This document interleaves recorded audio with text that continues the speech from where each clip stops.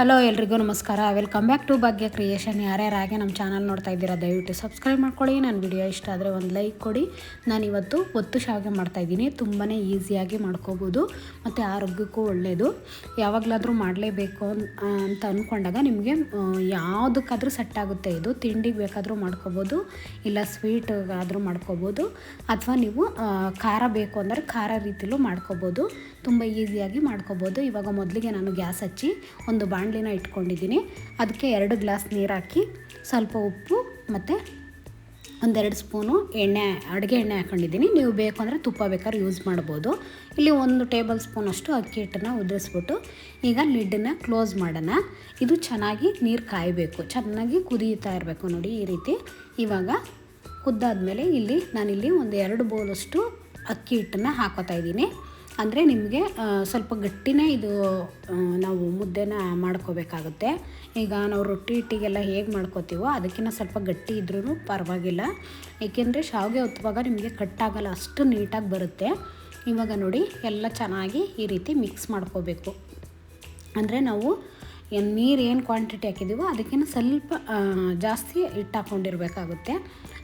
ನೀರು 2 ಬೌಲ್ಗಿನ 2-2.25 ಬೌಲಷ್ಟು ಅಕ್ಕಿ ಹಿಟ್ಟಾದರೆ ಪರ್ಫೆಕ್ಟಾಗಿ ಬರುತ್ತೆ.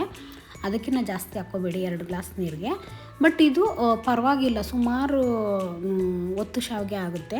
ನಿಮಗೆ ಒಂದು 3-4 ಜನ ಇದ್ದೀರಾ ಅಂದಾಗ ಈ ರೀತಿ ಸಿಂಪಲ್ಲಾಗಿ ಮಾಡ್ಕೋಬೋದು, ತೊಂದರೆ ಇಲ್ಲ. ಇವಾಗ ನೋಡಿ ನೀರಿನ ಅಂಶ ಏನಿತ್ತು ಅದನ್ನೆಲ್ಲ ಚೆನ್ನಾಗಿ ಹಿಟ್ಟಲ್ಲಿ ಮಿಕ್ಸ್ ಮಾಡ್ಕೊಂಬಿಡಿ. ಎರಡೂ ಸೇಮ್. ನೀವಿಲ್ಲ ಅಂದರೆ ನಿಮ್ಗೆ ಈ ರೀತಿ ಕಷ್ಟ ಆಯಿತು ಅಂದರೆ ನೀವು ರಾಗಿ ಮುದ್ದೆ ಎಲ್ಲ ಹೇಗೆ ಮಾಡ್ತೀರೋ ಅದೇ ಟೈಪಲ್ಲೂ ನೀವು ಮಾಡ್ಕೋಬೇಕು. ಬಟ್ ಮಾಮೂಲಿ ಮುದ್ದೆಗಿನ್ನ ಸ್ವಲ್ಪ ಗಟ್ಟಿಯಾಗಿ ಮಾಡ್ಕೋಬೇಕು ಒತ್ತು ಶಾವಿಗೆಗೆ ಯಾವತ್ತೂ ಅಷ್ಟೇ. ಆವಾಗಲೇ ನಮಗೆ ಪರ್ಫೆಕ್ಟಾಗಿ ಬರೋದು. ಇವಾಗ ನೋಡಿ ಅದನ್ನು ಲಿಡ್ಡನ್ನ ಕ್ಲೋಸ್ ಮಾಡಿಬಿಟ್ಟು ಹಾಗೆಯೇ ಹಬೇಲಿ ಸ್ವಲ್ಪ, ಅಂದರೆ ಗ್ಯಾಸ್ ಆಫ್ ಮಾಡಿದ್ದೀನಿ, ಸ್ವಲ್ಪ ಹಬೇಲಿ ಇದಾಗಲಿ, ಸ್ವಲ್ಪ ಬೇಯ್ಕೋತಾ ಇರಲಿ ಅಂತೇಳಿ. ಇವಾಗ ಒಂದು ಜಾರ್ಗೆ ನಾನಿಲ್ಲಿ 1 ತೆಂಗಿನಕಾಯಿ ತುರಿದ್ಬಿಟ್ಟು ಎತ್ತಿಟ್ಕೊಂಡಿದ್ದೆ, ಅದನ್ನು ಹಾಕ್ಕೊಂಡಿದ್ದೀನಿ. ಇಲ್ಲಿ 2-3 ಟೇಬಲ್ ಸ್ಪೂನು ನಾನು ಹುರ್ಗಡ್ಲೆ ಹಾಕ್ಕೋತಾ ಇದ್ದೀನಿ. ಮತ್ತು ಇಲ್ಲಿ 1/2 ಟೇಬಲ್ ಸ್ಪೂನಷ್ಟು ಹುರಿದಿದ್ದ ಅಕ್ಕಿ ಹಾಕ್ಕೊಂಡಿದ್ದೀನಿ. ಕಾರಣ ಏನಪ್ಪ ಅಂದರೆ ತೆಂಗಿನ ತುರಿ ಬೇಗ ನುಣ್ಣಗಾಗಲ್ಲ ಮಿಕ್ಸಿ ಜಾರಲ್ಲೆಲ್ಲ. ಸ್ವಲ್ಪ ಅಕ್ಕಿನ ಹುರಿದ್ಬಿಟ್ಟು ಹಾಕ್ಕೊಂಡ್ರೆ ನಿಮಗೆ ಬೇಗನೆ ನುಣ್ಣಗಾಗುತ್ತೆ. ಹಾಗಾಗಿ ಈಗ ಅಷ್ಟನ್ನು ಮಾತ್ರ ಹಾಕ್ಕೊಂಡು ನಾನಿಲ್ಲಿ ಪುಡಿ ಮಾಡ್ಕೊಂಡಿದ್ದೀನಿ, ಅಂದರೆ ಫುಲ್ ಪೇಸ್ಟ್ ಮಾಡ್ಕೊಂಡಿದ್ದೀನಿ. ಈಗ ಅದನ್ನು ಒಂದು ಬೌಲಿಗೆ ಹಾಕ್ಕೋತಾ ಇದ್ದೀನಿ. ಏಕೆಂದರೆ ನೀವು ಇದಕ್ಕೆ ಗಸಗಸೆನೂ ಈಗಲೇ ಬೇಕಾದ್ರೆ ಆ್ಯಡ್ ಮಾಡ್ಕೋಬೋದು ಬೇಕು ಅಂದರೆ. ನಾನಿಲ್ಲಿ ಬೇರೆ ಒಂದು ಪುಡಿ ಉದುರಿಸೋದಕ್ಕೋಸ್ಕರ ಗಸಗಸೆ ಯೂಸ್ ಮಾಡಿರೋದನ್ನ ಇದಕ್ಕೆ ಹಾಕಿಲ್ಲ, ಕಡಲೆ ಹಾಕಿದ್ದೀನಲ್ವ ಸಾಕು ಅಂತ. ನೀವು ಕಡಲೆ ಸ್ಕಿಪ್ ಮಾಡಿ ಗಸಗಸೆ ಬೇಕಾದ್ರೂ ಹಾಕೋಬೋದು. ಇವಾಗ ನೋಡಿ ಅದರಲ್ಲಿ ಕಾಯೆಲ್ಲ ರುಬ್ಬಿರೋದನ್ನ ಒಂದು ಬೌಲ್ಗೆ ಹಾಕ್ಕೊಂಡು ಅದರಲ್ಲಿ ಜಾರಲ್ಲಿನ ಸ್ವಲ್ಪ ಮಸಾಲೆ ಇತ್ತಲ್ವ ಅದನ್ನು ನಾನು ಸ್ವಲ್ಪ ನೀರು ಹಾಕ್ಬಿಟ್ಟು ಹಾಕಿದ್ದೀನಿ, ಅಂದರೆ ಗಟ್ಟಿಗೆ ಮಾಡಿ ಇಟ್ಕೊಂಡಿದ್ದೀನಿ. ಇಲ್ಲಿ ಮತ್ತೆ ಗ್ಯಾಸ್ ಹಚ್ಚಿ ಒಂದು ಬೌಲ್ಗೆ ನಾನು 1 ಉಂಡೆಯಷ್ಟು ಬೆಲ್ಲನ ಜಜ್ಜಿಬಿಟ್ಟಿಟ್ಟಿದ್ದೆ, ಅದನ್ನು ಕರಗಿಸ್ಬಿಟ್ಟು ಸೋಸ್ಕೋತಾ ಇದ್ದೀನಿ.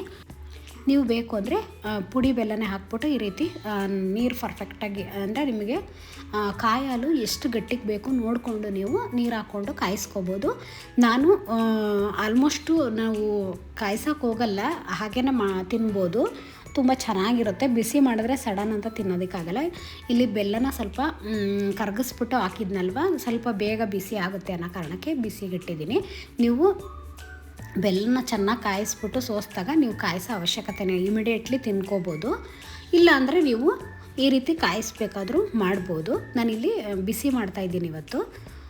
ಇವಾಗ ಇದನ್ನು ಒಂದು ಕುದಿಸ್ಕೊಂಡ್ರೆ ಸಾಕು, ಏನು ಜಾಸ್ತಿ ಹೊತ್ತೇನು ಕುದಿಬೇಕು ಅನ್ನೋದಿಲ್ಲ. ಇವಾಗ ಅಂದರೆ ಸ್ವಲ್ಪ ಗಟ್ಟಿಗೆ ಇರಬೇಕು ಕಾಯಲ್ಲ. ಹಾಗಾಗಿ ಇಲ್ಲಿ ಸ್ವಲ್ಪ ಏಲಕ್ಕಿ ಪೌಡ್ರು, ಜಾಯಿಕಾಯಿ ಪೌಡ್ರು ಮತ್ತು ಶುಂಠಿ ಪೌಡರು, ಅಂದರೆ ಸ್ವೀಟ್ ಅಲ್ವಾ, ನೀವು ಸಕ್ಕರೆ ಬೇಕಾದ್ರೂ ಯೂಸ್ ಮಾಡ್ಬೋದು.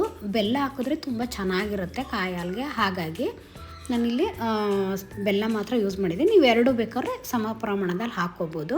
ಸ್ವೀಟ್ ನೋಡಿಕೊಂಡು ಹಾಕ್ಕೊಳ್ಳಿ, ಏಕೆಂದರೆ ತುಂಬ ಸ್ವೀಟ್ ಆದರೂ ತಿನ್ನೋದಕ್ಕಾಗಲ್ಲ.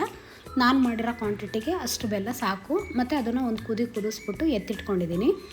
ಇವಾಗ ನಾನಿಲ್ಲಿ ಮತ್ತೆ ಒಂದು ಜಾರ್ಗೆ ಇಲ್ಲಿ ಕಪ್ಪು ಎಳ್ಳನ್ನು ತೊಗೊಂಡಿದ್ದೀನಿ, ಅಂದರೆ ಅದನ್ನು ಹುರಿದ್ಬಿಟ್ಟು ತೊಗೊಂಡಿದ್ದೀನಿ. ನೋಡಿ ಇಲ್ಲಿ ನಾನು ಗಸಗಸೆನ ಹಾಕೋತಾ ಇದ್ದೀನಿ.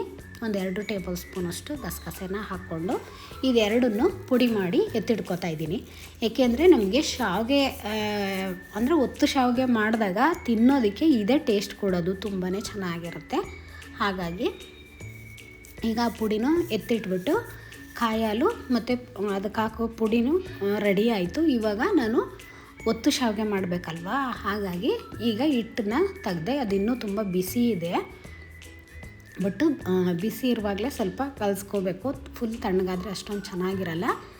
ಅದಕ್ಕೆ ಇವಾಗ ಒಂದು ಪ್ಲೇಟ್ಗೆ ನಾನು ಹಾಕ್ಕೋತಾ ಇದ್ದೀನಿ. ಅಂದರೆ ಸ್ವಲ್ಪ ಬಾಣಲಿಲಿ ಸ್ವಲ್ಪ ಬಿಸಿ ಇದೆಯಲ್ವ, ಪ್ಲೇಟ್ಗೆ ಹಾಕೊಂಡ್ರೆ ಸ್ವಲ್ಪ ತಣ್ಣಗಾಗುತ್ತೆ. ರೊಟ್ಟಿ ಹಿಟ್ಟಿನ ಥರ ನಾವು ನಾದ್ಕೋಬೇಕಾಗುತ್ತೆ. ನೀವಿಲ್ಲ ಅಂದರೆ ಮಾಮೂಲಿ ರಾಗಿ ಮುದ್ದೆ ಹೇಗೆ ಮಾಡ್ತೀರೋ ಅದೇ ರೀತಿ ಮಾಡಿಕೊಂಡು ನೀವು ಮಾಡ್ಕೋಬೋದು, ತೊಂದರೆ ಇಲ್ಲ. ನಾನಿಲ್ಲಿ ಸ್ವಲ್ಪ ಗಟ್ಟಿಗೆ ಕಲಿಸ್ಕೊಳ್ಳೋದು. ಈ ರೀತಿ ಕಲಿಸ್ಕೊಂಡು ಈ ರೀತಿ ಮಾಡ್ಕೋಬೇಕು. ಇವಾಗ ನೋಡಿ, ಅಂದರೆ ನಮ್ಮ ಚಕ್ಲಿ ಹೋಳಿಗೆ ಹಾಕೋದಕ್ಕೆ ಈ ರೀತಿಯೇ ಮಾಡ್ಕೋಬೇಕು. ಹಾಗಾಗಿ ನಾನಿಲ್ಲಿ ಈ ರೀತಿ ಮಾಡ್ಕೊಂಡಿದ್ದೀನಿ. ಇವಾಗ ಚಕ್ಲಿ ಹೋಳಿಗೆ ಈ ರೀತಿ ಹಾಕ್ಕೋಬೇಕು ನೋಡಿ. ಈ ರೀತಿ ಪ್ರೆಸ್ ಮಾಡಿಕೊಂಡು, ಅಂದರೆ ಮಾಮೂಲಿ ಚಕ್ಲಿ ಹೋಳಿಗೆ ಇರೋದ್ರಿಂದ ನೀವು ಸಿಂಪಲಾಗಿ ಮಾಡ್ಕೋಬೋದು. ಇಲ್ಲಾಂದರೆ ಶಾವಿಗೆ ಮಾಡೋದಕ್ಕೆ ಬೇರೆ ಥರ ಬರುತ್ತೆ, ಅದರಲ್ಲಿ ಬೇಕಾದರೂ ಮಾಡ್ಕೋಬೋದು. ಅಂದರೆ ತುಂಬ ಜಾಸ್ತಿ ಜನಕ್ಕೆ ಮಾಡ್ತೀವಿ ಅಂದರೆ ಇದರಲ್ಲಿ ಆಗಲ್ಲ, ನೀವು ದೊಡ್ಡದರಲ್ಲಿ ಮಾಡ್ಕೋಬೇಕಾಗುತ್ತೆ. ಮನೇಲಿ ಒಂದು 3-4 ಜನ ಇದ್ದಾರೆ ಅಂದಾಗ ಈ ಥರದ್ರಲ್ಲಿ ಸಿಂಪಲ್ಲಾಗೆ ಮಾಡ್ಕೋಬೋದು. ನೀವು ಇದಕ್ಕೆ ಈ ಥರ ಟಿಫನ್ ಬೇಕಾದ್ರೂ ಮಾಡ್ಕೋಬೋದು. ಮಾಮೂಲಿ ಒತ್ತು ಶಾವಿಗೆ ಉಪ್ಪಿಟ್ಟೆಲ್ಲ ಮಾಡ್ಕೋಬೋದು, ತುಂಬ ಈಸಿಯಾಗಿರುತ್ತೆ. ಇವಾಗ ಆ ಒಂದು ಪ್ಲೇಟ್ಗೆ ಸ್ವಲ್ಪ ಎಣ್ಣೆನ ಹಾಕ್ಕೊಂಡು ನೀವು ಸವರ್ಕೊಳ್ಳಿ. ಏಕೆಂದರೆ ಇದನ್ನು ಸ್ಟೀಮ್ ಮಾಡಿದಾಗ ನಮಗೆ ಅಂಟ್ಕೊಬಿಡುತ್ತೆ. ಹಾಗಾಗಿ ಈ ರೀತಿ ಪ್ರೆಸ್ ಮಾಡಿಕೊಂಡು, ಅಂದರೆ ಹಿಟ್ಟನ್ನು ನೀವು ಮುಚ್ಚಿಡಬೇಕು. ಆವಾಗ ನಿಮಗೆ ಈಸಿಯಾಗಿ ಒತ್ತೋದಕ್ಕೆ ಚೆನ್ನಾಗಿ ಬರುತ್ತೆ. ಫುಲ್ಲು ತಣ್ಣಗಾಯಿತು ಅಂದರೆ ನಿಮಗೆ ತುಂಬ ಗಟ್ಟಿ ಕಲಿಸಿದಾಗ ನಿಮಗೆ ಒತ್ತೋದಕ್ಕಾಗಲ್ಲ, ತುಂಬ ಕೈಯೆಲ್ಲ ಪೇಯ್ನ್ ಬರುತ್ತೆ. ಹಾಗಾಗಿ ಬಟ್ ಗಟ್ಟಿ ಕಲಸಿ ಪೇಯ್ನ್ ಬಂದೇ ಬರುತ್ತೆ, ಬಟ್ ನೀಟಾಗಿ ಬರುತ್ತೆ. ನೀವು ಸ್ವಲ್ಪ ಹಿಟ್ಟನ್ನ ಗಟ್ಟಿಗೆ ಮಾಡಿಕೊಂಡ್ರೆ ನಿಮಗೆ ನೀಟಾಗಿ ಬರೋದು. ಹಾಗಾಗಿ ನಾನಿಲ್ಲಿ ಒಂದು ಸಲ ತೊಗೊಂಡಿದ್ದು ಹಿಟ್ಟನ್ನು ಪೂರ ಇಲ್ಲಿ ಹಾಕ್ಕೊಂಡಿದ್ದೀನಿ. ನಿಮಗೆ ಈ ರೀತಿ ಆಗಲ್ಲ ಅಂದರೆ ಸ್ವಲ್ಪ ಸ್ವಲ್ಪ ಚಿಕ್ಕದಾಗಿ ಹಾಕ್ಕೊಂಡು ನೀವು ಒಂದು ಹಬೆಯಲ್ಲಿ ಬೇಯಿಸ್ಕೋಬೋದು. ನಾನಿಲ್ಲಿ ಒಂದು ಸಲ ಹಾಕ್ಕೊಂಡಿದ್ದ ಚಕ್ಲಿ ಒಳಗೆ ಫುಲ್ ಹಿಟ್ಟನ್ನು ನಾನು ಒಂದೇ ಪ್ಲೇಟಿಗೆ ಹಾಕ್ಕೊಂಡಿದ್ದೀನಿ ನೋಡಿ. ಇಷ್ಟು ಬಂದಿದೆ. ಈಗ ಇದನ್ನು ನಾನಿಲ್ಲಿ ಗ್ಯಾಸ್ ಹಚ್ಚಿಬಿಟ್ಟು ಒಂದು ಬಾಣಲಿ ಇಟ್ಟು ಅದಕ್ಕೊಂದು ಸ್ಟ್ಯಾಂಡ್ ಇಟ್ಟು ಅದ್ರ ಮೇಲೆ ಈ ಪ್ಲೇಟ್ ಇಟ್ಟು ಈ ರೀತಿ ಲಿಡ್ಡನ್ನ ಕ್ಲೋಸ್ ಮಾಡ್ಕೊಂಡಿದ್ದೀನಿ. ಅಂದರೆ ಸ್ಟೀಮ್ ಮಾಡಿಕೊಂಡ್ರೆ ಸಾಕು. ನಾನಿಲ್ಲಿ ಒಂದು ರೆಡಿ ಮಾಡೋ ಅಷ್ಟೊತ್ತಿಗೆ ಒಂದು ಆಗುತ್ತೆ ಅಂತ ನಾನೇನು ಜಾಸ್ತಿ ಮಾಡ್ತಾಯಿಲ್ಲ, ಸಿಂಪಲ್ಲಾಗಿ ಮಾಡ್ತಾಯಿದ್ದೀನಿ. ನೀವು ಜಾಸ್ತಿ ಮಾಡೋರು ಇಡ್ಲಿ ತಪ್ಪಲೆಗೋ ಅಥವಾ ನೀವು ಅಂದರೆ ತಟ್ಟೆ ಇಡ್ಲಿ ಪ್ಲೇಟ್ ಬರುತ್ತೆ ನೋಡಿ, ಅದಕ್ಕೆ ಸ್ವಲ್ಪ ಒತ್ತಿಬಿಟ್ಟು ನೀವು ಇಡ್ಲಿ ಪಾತ್ರೆಯಲ್ಲಿ ಬೇಯಿಸ್ಕೋಬೋದು. ತುಂಬ ಈಸಿಯಾಗಿ ಆಗುತ್ತೆ ನೋಡಿ. ಈಗ ಅದು ಬೇಯಿತು ಆ ಸ್ಟೀಮಲ್ಲಿ. ಇವಾಗ ಅದನ್ನು ಎತ್ತಿಟ್ಟಿದ್ದೀನಿ. ಈಗ ಇನ್ನೊಂದು ಪ್ಲೇಟನ್ನು ಇಟ್ಕೊಂಡಿದ್ದೀನಿ. ಈ ರೀತಿ ಮಾಡಿಕೊಂಡ್ರೆ ನೋಡಿ, ಸ್ಟೀಮಲ್ಲಿ ಬೆಂದಿರೋದು ಎಷ್ಟು ಚೆನ್ನಾಗಿ ಬಂದಿದೆ, ಬಿಸಿ ಬಿಸಿಯಾಗಿದೆ. ಬಟ್ ಬಿಸಿದೆ ತೆಗಿಯೋಕೋದ್ರೆ ನಿಮಗೆ ಅಂಟ್ಕೊಳ್ಳುತ್ತೆ. ಸ್ವಲ್ಪ ಇದು ಹಾರ್ಕೋಬೇಕು ನೋಡಿ, ಎಷ್ಟು ನೀಟಾಗಿ ಬಂದಿದೆ. ಇದನ್ನು ನೀವು ಮಾಮೂಲಿ ಚಿಕ್ಕದಾಗಿ ಮೇಲ್ಗಡೆ ಒಂದು ಲೇಯರ್ ತೊಗೊಂಡ್ರು ನಿಮ್ಗೆ ಅಷ್ಟೇ ಬರುತ್ತೆ. ಚಿಕ್ಕದಾಗಿ ಒತ್ಕೊಳ್ಳೋದಕ್ಕಿಂತ ಈ ರೀತಿ ಒತ್ಬಿಟ್ಟು ಸಪ್ರೇಟ್ ನಿಮ್ಗೆ ಎಷ್ಟೆಷ್ಟು ಬೇಕೋ ಅಷ್ಟು ಎತ್ಕೋಬೋದು, ತೊಂದರೆ ಇಲ್ಲ, ಕಟ್ಟೇನಾಗಲ್ಲ ನೋಡಿ. ಕಾಯಿ ಹಾಲು ಮತ್ತು ಒತ್ತು ಶಾವಿಗೆ ರೆಡಿ ಆಯಿತು.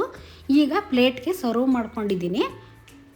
ಈ ರೀತಿ ಶಾವಿಗೆ ಹಾಕಿ ಕಾಯಿ ಹಾಲು ಹಾಕಿ ಅದ್ರ ಮೇಲೆ ನಾನು ಎಳ್ಳು ಮತ್ತು ಗಸಗಸೆನ ಪುಡಿ ಮಾಡಿದ್ನಲ್ಲ ಈ ರೀತಿ ಹಾಕ್ಕೊಂಡು ತಿಂತಾಯಿದ್ರೆ ಸಖತ್ತು ಚೆನ್ನಾಗಿರುತ್ತೆ. ಒಂದ್ಸಲ ನೀವು ಟ್ರೈ ಮಾಡಿ, ಆರೋಗ್ಯಕ್ಕೂ ಒಳ್ಳೆಯದು, ತುಂಬಾ ಟೇಸ್ಟಿಯಾಗಿರುತ್ತೆ. ಈಗ ನಮ್ಮ ಚಾನಲ್ನ ಸಪೋರ್ಟ್ ಮಾಡಿ, ಸಬ್ಸ್ಕ್ರೈಬ್ ಮಾಡ್ಕೊಳ್ಳಿ, ಶೇರ್ ಮಾಡಿ, ಕಮೆಂಟ್ ಮಾಡಿ. Thank you for watching.